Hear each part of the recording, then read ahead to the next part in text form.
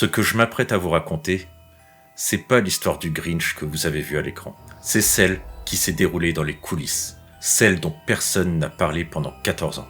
Celle qui a traumatisé une équipe entière pendant 92 jours.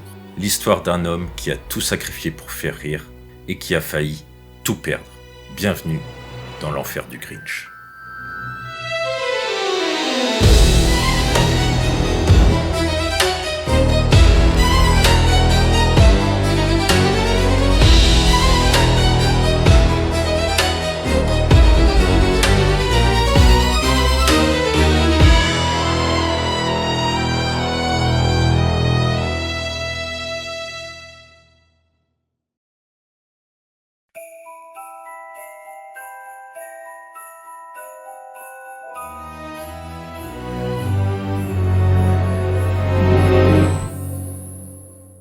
En 1998, Universal Pictures veut adapter le Grinch pour le grand écran.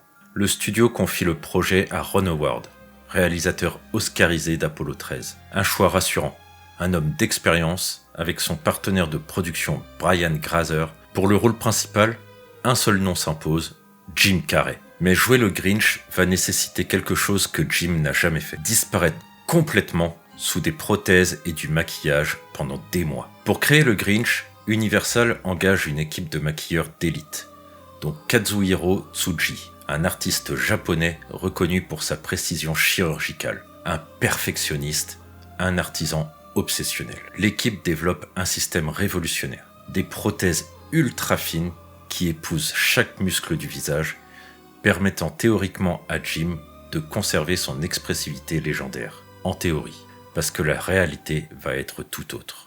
Avant même le début officiel du tournage, Jim Carrey doit passer un test complet de maquillage. Selon Jim lui-même, dans The Graham Norton Show, le premier maquillage a pris 8 heures. The first day was 8.5 hours. 8 heures assis immobile pendant qu'on colle des prothèses sur son visage, pendant qu'on applique des milliers de poils un par un, pendant qu'on transforme chaque centimètre de sa peau. Jim se lève et se regarde dans le miroir. Il est méconnaissable, sublime, exactement comme dans les dessins du Dr Seuss. Mais Jim Carrey, dans ses propres mots, a décrit l'expérience comme être enterré vivant. Et puis, il y a la chaleur, les lumières du studio, la transpiration sous le latex, les démangeaisons impossibles à gratter, la claustrophobie qui monte. Selon ses propres déclarations publiques, Jim a informé Ron Howard qu'il ne pensait pas pouvoir continuer. And I went back to my trailer and put my leg through the wall, and I told Ron Howard I couldn't do the movie. Le tournage du Grinch n'a même pas commencé, et Jim Carrey veut déjà tout abandonner.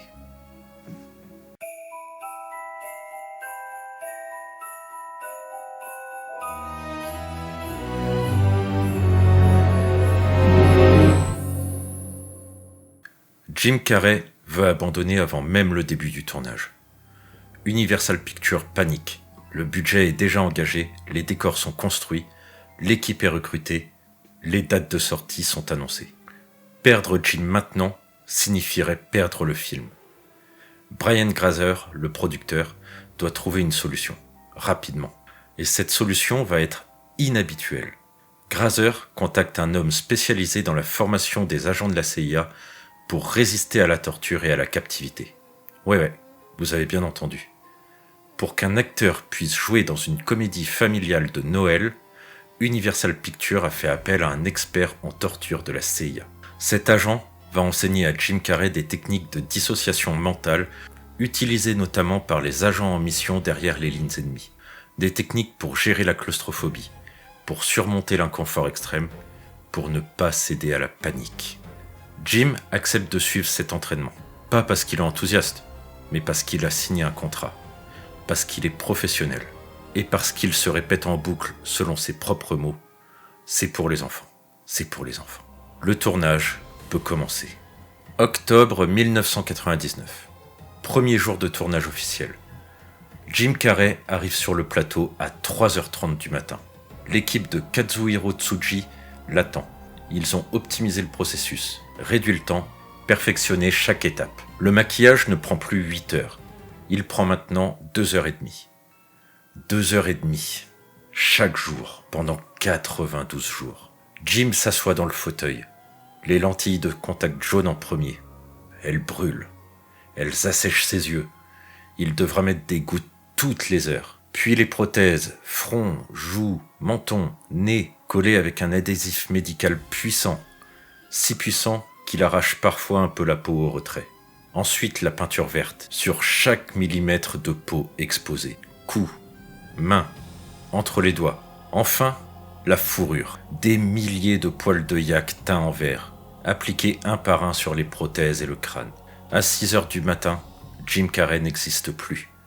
Il y a seulement le Grinch.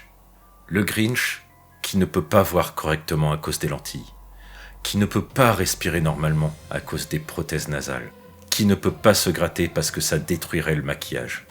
Jim a déclaré « C'était comme avoir un réfrigérateur attaché à votre dos. Et il doit rester comme ça pendant 10 à 12 heures. Puis chaque soir vient le démaquillage. Encore 1 heure pour tout retirer. Jim rentre chez lui à minuit, épuisé, la peau irritée, les yeux rouges.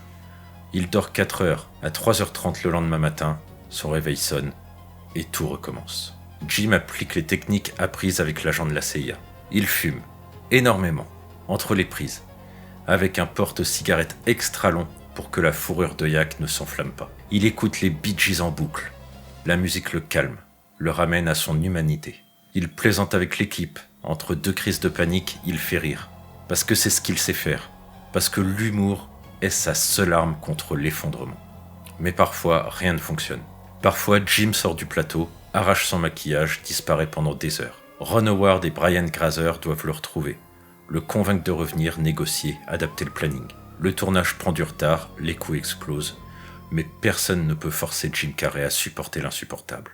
Si Jim souffre, il n'est pas le seul. Kazuhiro Tsuji, le chef maquilleur, vit son propre enfer. Chaque matin, il voit Jim arriver, le visage fermé, l'angoisse dans les yeux. Chaque matin, il doit infliger cette transformation, coller, peindre, cacher l'humanité sous le latex. Et chaque jour, il voit Jim se décomposer un peu plus.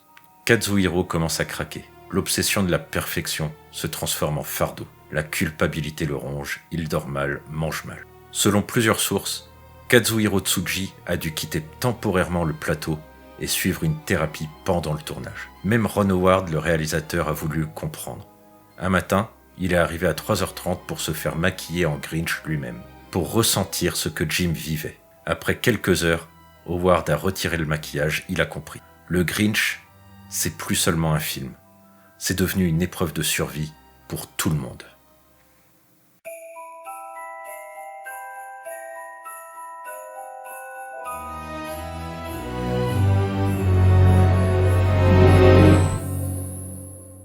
« 92 jours de tournage, 92 maquillages, 92 démaquillages. Le corps de Jim Carrey commence à lâcher.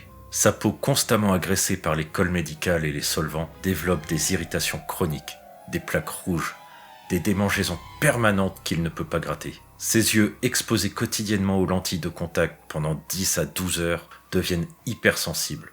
Il pleure constamment.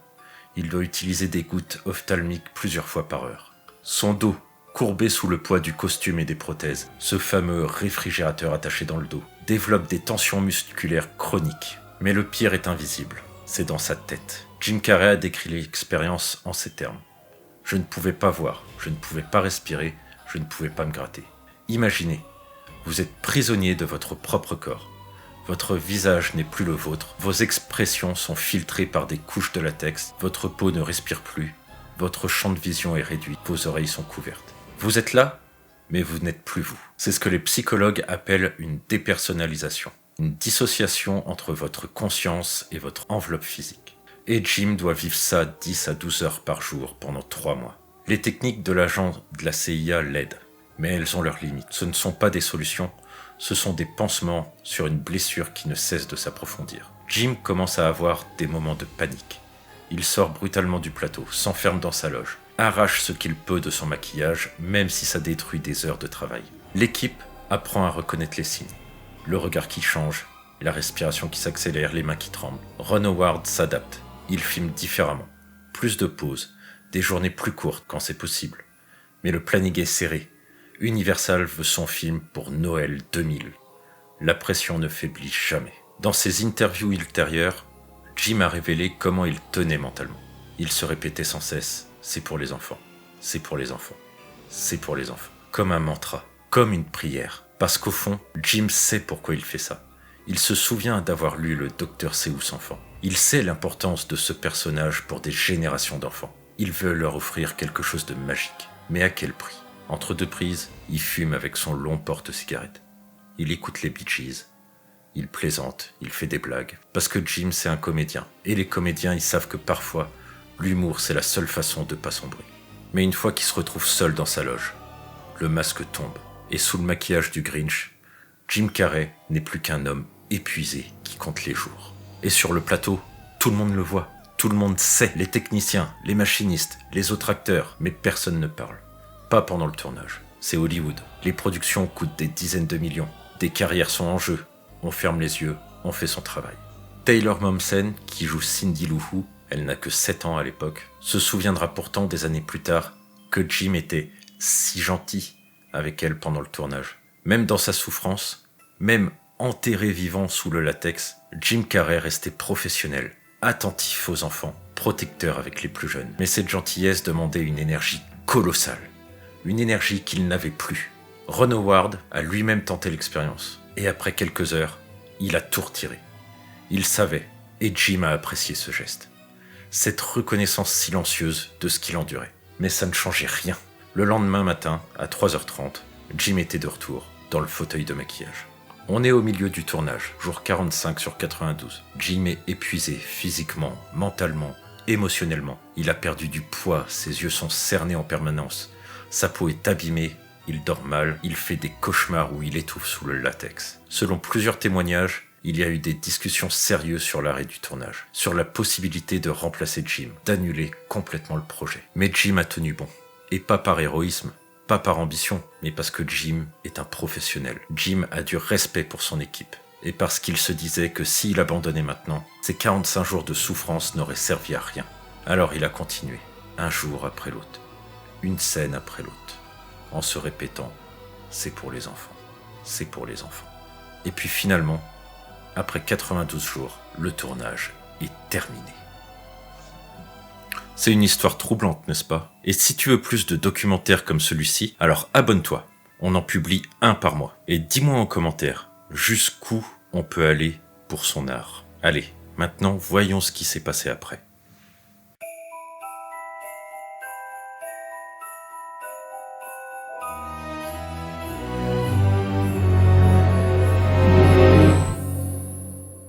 On est en novembre 2000. Le tournage est terminé. Jim Carrey peut enfin retirer le costume du Grinch, définitivement. Mais l'épreuve n'est pas finie. Universal Pictures a investi 123 millions de dollars dans ce film. C'est colossal pour l'époque. Le studio a besoin d'un succès, un gros succès. Et pour ça, il faut Jim Carrey. Pas le Jim épuisé, traumatisé qui sort de 3 mois d'enfer. Non, le Jim Carrey star, le Jim souriant, énergique, drôle, celui qui fait vendre des billets. La tournée promotionnelle commence. Talk show, première mondiale, interview, photocall. Encore et encore. Jim joue le jeu, il raconte des anecdotes amusantes sur le tournage. Il fait rire les journalistes, il pose avec le sourire, mais il ne dit rien de la vérité. Pas encore. Parce qu'en 2000, on parle pas de souffrance dans une production hollywoodienne. On parle pas de trauma. On vend du rêve, du divertissement. Le silence fait partie du contrat. Le 17 novembre 2000, le Grinch sort en salle. Le week-end d'ouverture, c'est 55 millions de dollars de recettes rien qu'aux États-Unis. C'est le meilleur démarrage de l'histoire pour un film de Noël à l'époque. Les semaines suivantes le confirment. Le film est un phénomène. Les familles se pressent dans les cinémas. Les enfants adorent. Les parents sont conquis. Les critiques sont partagées, mais le public, lui, a tranché. Fin de l'exploitation, 345 millions de dollars dans le monde. C'est le 6e plus gros succès de l'an 2000, juste derrière Mission Impossible 2, Gladiator et quelques autres blockbusters. Universal Pictures jubile, Ron Howard est satisfait, Brian Grazer aussi, et Jim Carrey. Jim reçoit les félicitations, les remerciements, les chiffres impressionnants. Il sourit, il remercie, mais à l'intérieur, quelque chose s'est brisé. Jim Carrey a été payé 20 millions de dollars pour incarner le Grinch. Un salaire colossal même pour les standards hollywoodiens de l'époque. 20 millions pour 92 jours de torture. Ça fait environ 217 000 dollars par jour. Alors, je vous vois, hein, certains diront, pour ce prix-là, on peut bien souffrir un peu. Mais l'argent ne guérit pas tout. L'argent ne rembourse pas les nuits d'insomnie, les crises d'angoisse, les séquelles physiques, la dissociation mentale. Dans les mois qui suivent, Jim Carrey enchaîne les projets. Bruce Tout-Puissant, Eternal Sunshine of the Spotless Mind. Il travaille, encore, toujours, parce que c'est ce qu'il sait faire, parce que c'est son métier, parce que s'arrêter signifierait affronter ce qu'il a vécu. Et il n'est pas prêt. Pas encore. En 2001, le succès du Grinch est tel qu'Universal commence immédiatement à réfléchir à une suite. C'est logique, c'est Hollywood. Un succès engendre une franchise. Des scénaristes sont contactés, des réunions sont organisées, et puis quelqu'un pose la question évidente. Jim Carrey sera-t-il de retour ? La réponse tombe nette et définitive. Non. Jim Carrey refuse catégoriquement de remettre le costume du Grinch. Peu importe le salaire proposé, peu importe les arguments créatifs, il ne le fera pas. Jamais. Universal insiste. On parle de 30 millions, puis 40 millions. Certaines rumeurs évoquent même des offres dépassant les 50 millions de dollars. Jim Carrey refuse toujours. Certains dans les studios ne comprennent pas. Pourquoi refuser une telle somme pour quelques mois de travail ? Mais ceux qui étaient sur le plateau, eux, comprennent parfaitement. Ron Howard ne force pas, Brian Grazer non plus. Ils savent. Le projet de suite est abandonné. Il n'y aura jamais de Grinch 2 avec Jim Carrey. On arrive maintenant en 2004. Jim Carrey continue sa carrière.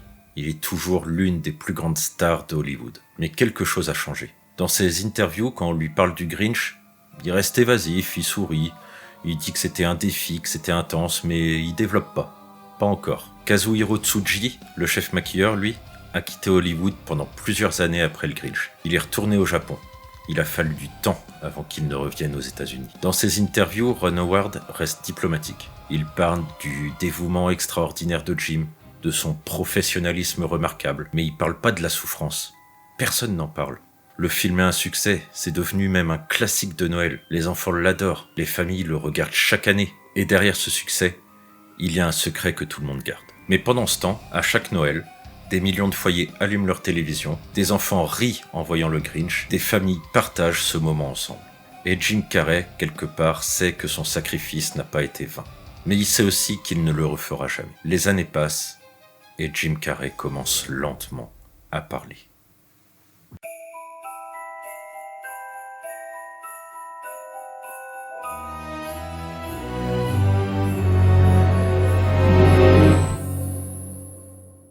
« 2005, 2006, 2007, Jim Carrey est au sommet. Des films avec des succès critiques et commerciaux. Mais ceux qui le côtoient remarquent quelque chose. Jim, il a changé. Il parle plus de philosophie, de spiritualité, de sens.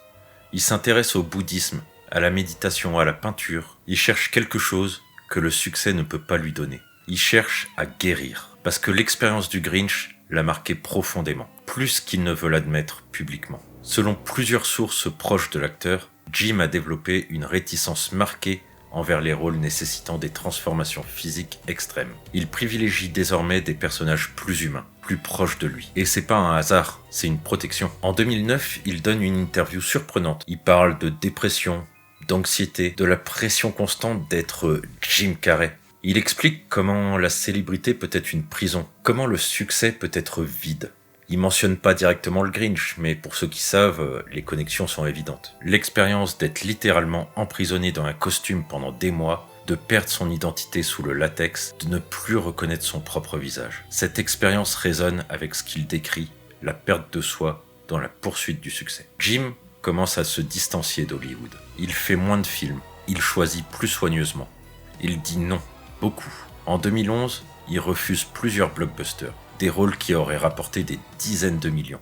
Parce que l'argent ne compte plus autant. Ce qui compte, c'est préserver ce qu'il reste de Jim Carrey, l'homme, pas le personnage. Les années 2010 révèlent autre chose. Jim Carrey développe des problèmes de dos chroniques. Il doit consulter régulièrement des ostéopathes, des kinés. Ses yeux restent sensibles, il porte des lunettes de soleil plus souvent. Il évite certaines lumières. On ne peut pas prouver que tout cela vient du Grinch. mais le timing part de lui-même. Les problèmes apparaissent dans les années qui suivent le tournage. Ils persistent, ils deviennent chroniques. Le corps n'oublie pas, même quand l'esprit essaie. Entre 2000 et 2020, Jim Carrey refuse systématiquement tous les rôles nécessitant des prothèses lourdes ou des transformations physiques extrêmes. On lui propose le pingouin dans Batman. Non. On lui propose des créatures dans plusieurs franchises fantastiques. Non. On lui propose même de revenir dans un film de super-héros avec un costume lourd. Non. À chaque fois, la réponse est la même, polie, ferme, définitive. Ses agents comprennent. Après le Grinch, certaines portes restent fermées, par choix. Dans l'industrie, on commence à le savoir. Jim Carrey ne met plus de masque, ni littéral, ni métaphorique. Il y a une solitude particulière dans ce que Jim a vécu, parce qu'il ne veut pas en parler. Qui comprendrait ? Comment expliquer à quelqu'un qui n'a pas vécu ça, ce que c'est que d'être enterré vivant pendant 10 heures par jour, 92 jours de suite ? Comment faire comprendre que le succès et l'argent ne compensent pas ? Comment dire qu'on a été traumatisé par un rôle de Noël ? Alors Jim se tait. Il sourit dans les interviews, il fait des blagues, il joue le jeu, mais à l'intérieur, il porte ce poids, seul, jusqu'à ce que, finalement, il décide de parler. Parce qu'en 2014, quelque chose change. Jim Carrey est invité dans le Graham Norton Show, et pour la première fois, il va dire la vérité, toute la vérité.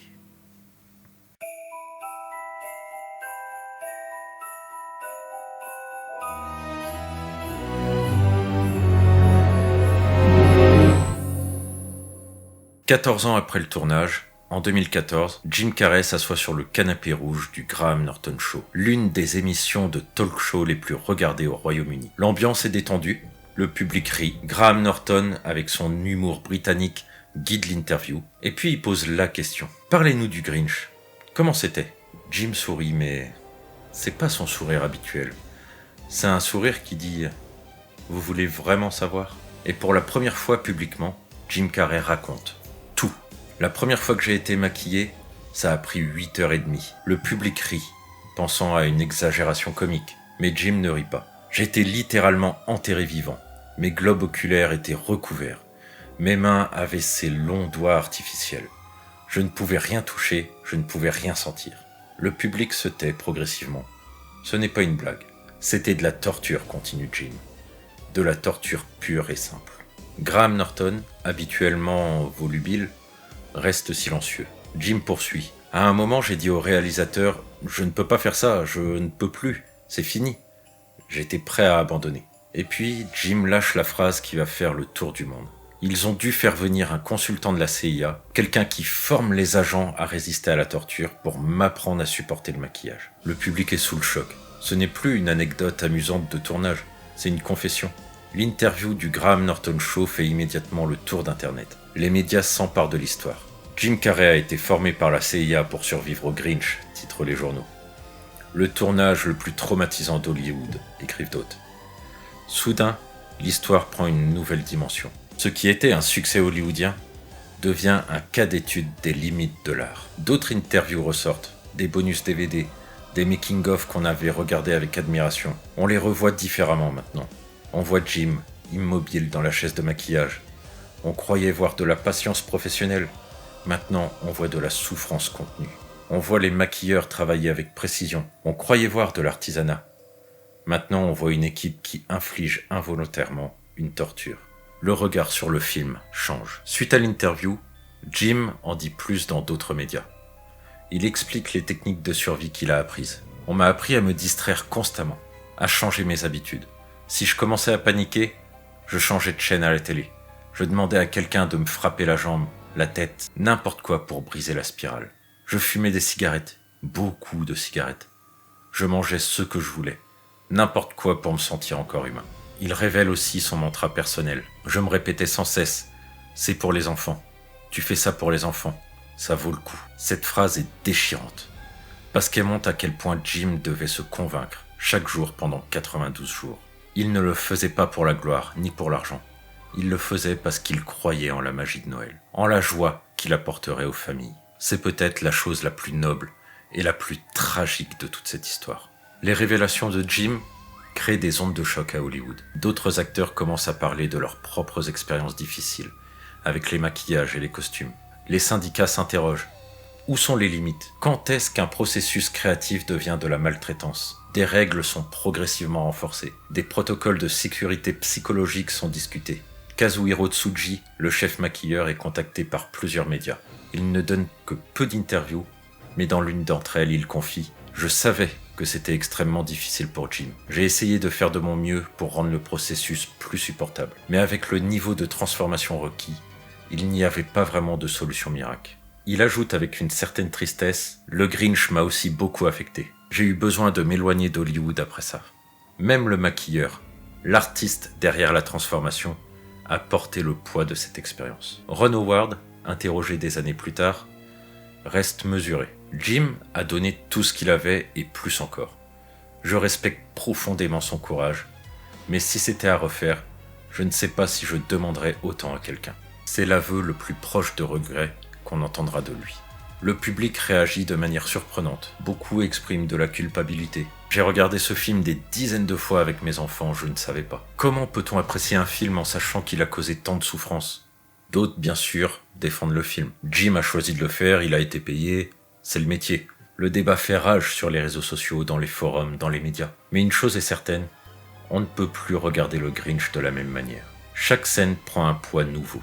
Quand on voit le Grinch grimacer, on sait que Jim grimace aussi sous le costume. Quand on voit le Grinch étouffé dans son antre, on sait que Jim étouffait vraiment. L'art et la souffrance se sont confondus. Le personnage et l'acteur ne font plus qu'un. Et Jim Carrey, lui, continue de vivre avec ses cicatrices, visibles pour personne, sauf pour lui.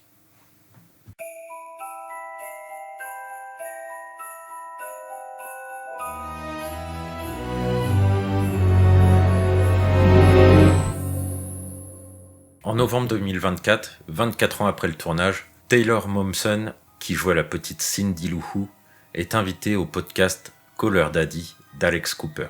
Elle a maintenant 31 ans. Elle est devenue rockstar, chanteuse du groupe The Pretty Reckless. Et elle raconte son expérience du tournage. He's never scary to me. To me, he was always Jim and he was always in makeup. He was very protective of me. He was very kind, super funny, super animated. Jim était incroyable avec moi. Toujours gentil, toujours attentif. Mais son costume, c'était brutal. Je me souviens qu'il devait suivre un entraînement pour résister à la torture. Un vrai Navy Seals venait le conseiller. Elle précise « J'étais une enfant, je comprenais pas vraiment à l'époque. Mais maintenant, en y repensant, je réalise à quel point c'était fou. Il était littéralement recouvert de la tête aux pieds, pendant des heures et des heures chaque jour. Et malgré tout ça, il trouvait l'énergie de me faire rire entre les prises, de s'assurer que j'allais bien. C'est ça qui est incroyable. » Ce témoignage y révèle une autre facette de l'histoire. Jim souffrait, oui, mais il protégeait les autres de sa souffrance. Il gardait sa douleur pour lui, pour que la magie opère, pour que les enfants sur le plateau, comme Taylor, puissent vivre un tournage merveilleux. C'est du sacrifice pur et simple. Aujourd'hui, le maquillage du Grinch reste une référence dans l'industrie. Kazuhiro Tsuji, après s'être éloigné d'Hollywood, est finalement revenu. Il a travaillé sur Darkest Hour, transformant Gary Oldman en Winston Churchill. Il a remporté l'Oscar du meilleur maquillage pour ça. Dans son discours de remerciement, il a mentionné « Toutes les expériences, même les plus difficiles, nous apprennent quelque chose. » Beaucoup y ont vu une référence au Grinch. Rick Baker, le créateur du costume, est aujourd'hui à la retraite. Dans une interview en 2019, il a confié « Le Grinch est l'une de mes plus grandes fiertés professionnelles, mais aussi l'un de mes plus grands regrets. Si j'avais su ce que Jim allait endurer, j'aurais peut-être cherché d'autres solutions. Aujourd'hui, avec les technologies CGI, on pourrait probablement faire une partie du travail en post-production, alléger le costume, réduire le temps de maquillage, mais à l'époque, on ne savait pas faire autrement. C'est le paradoxe. Le Grinch a repoussé les limites du possible, mais au prix d'une souffrance humaine qu'on ne devrait peut-être jamais demander à quelqu'un d'endurer. Jim Carrey a 63 ans, il fait moins de films. Il se consacre à la peinture, à l'écriture, à la philosophie. Il parle ouvertement de santé mentale, de quête de sens, de déconstruction de l'ego. Il est devenu une figure spirituelle autant qu'artistique. Dans une interview récente pour Sonic 3, un journaliste lui demande s'il regrette sa carrière. Non, je regrette rien. Chaque expérience m'a construit, même les plus difficiles. Surtout les plus difficiles. Même le Grinch m'a appris quelque chose d'essentiel. Je suis plus fort que je ne le pensais. Mais j'ai aussi appris que la force a ses limites et qu'il faut savoir dire non. On me demande souvent si j'aurais pu faire mieux, si j'aurais dû faire différemment. Mais la vérité, c'est que j'ai fait de mon mieux. À ce moment-là, avec ce que j'étais, et c'est suffisant. Aujourd'hui, le Grinch, ça reste un classique de Noël. Chaque année, des millions de familles le regardent. Des enfants découvrent l'histoire pour la première fois. Des parents la revoient avec nostalgie. Le film génère encore des millions en droits de diffusion, en merchandising, en streaming. C'est un triomphe commercial qui ne se dément pas. Mais derrière chaque plan, derrière chaque grimace du Grinch, il y a maintenant cette connaissance, cette histoire parallèle, celle d'un homme qui a donné plus que ce qu'on pouvait demander à quelqu'un de donner. Alors, quelle est la leçon ? Que la magie a un prix ? Que l'art exige des sacrifices ? Que le divertissement peut naître de la souffrance ? Peut-être. Ou peut-être que la vraie leçon est plus simple, plus humaine. Jim Carrey a transformé sa souffrance en joie pour des millions de personnes. Il a enduré l'inendurable pour créer quelque chose de beau. Quelque chose qui survit, qui résonne, qui fait sourire des enfants 25 ans après. Était-ce nécessaire ? Aurait-on pu faire autrement ? Ces questions, on se les posera toujours. Mais une chose est certaine, Jim Carrey a survécu. Il a traversé l'enfer, il en est ressorti. Transformé, meurtri, mais vivant. Et aujourd'hui, quand il regarde le Grinch à la télévision, quelque part entre la douleur et la fierté, il se souvient. Il se souvient de l'homme qu'il était, de l'homme qu'il est devenu, et du prix qu'il a payé pour faire sourire le monde.